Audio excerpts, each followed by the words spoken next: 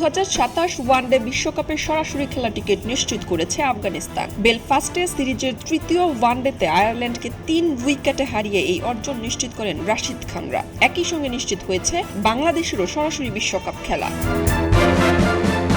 আইসিসির নিয়ম অনুযায়ী আগামী 30 সেপ্টেম্বর পর্যন্ত ওয়ানডে র্যাঙ্কিংয়ের অবস্থানের ভিত্তিতে বিশ্বকাপের সরাসরি অংশগ্রহণকারী দল নির্ধারণ করা হবে। আয়োজক 3 দেশের মধ্যে দক্ষিণ আফ্রিকা ও জিম্বাবুয়ে স্বয়ংক্রিয়ভাবে বিশ্বকাপে খেলবে। কিন্তু দক্ষিণ আফ্রিকা যেহেতু র্যাঙ্কিংয়ের শীর্ষ 8-এর মধ্যেই রয়েছে, তাই কার্যত র্যাঙ্কিংয়ের শীর্ষ 9টি দল সরাসরি জায়গা পাচ্ছে 2027 বিশ্বকাপে। চলতি সিরিজের তৃতীয় ম্যাচে আয়ারল্যান্ডকে হারিয়ে আফগানিস্তান শীর্ষ 9-এর অবস্থান নিশ্চিত করেছে। অন্যদিকে 30 সেপ্টেম্বর পর্যন্ত বাংলাদেশের শীর্ষ 9-এর বাইরে নেমে যাওয়ার কোনো সম্ভাবনা নেই। ফলে টাইগারদেরও বিশ্বকাপে সরাসরি অংশগ্রহণ নিশ্চিত হয়েছে।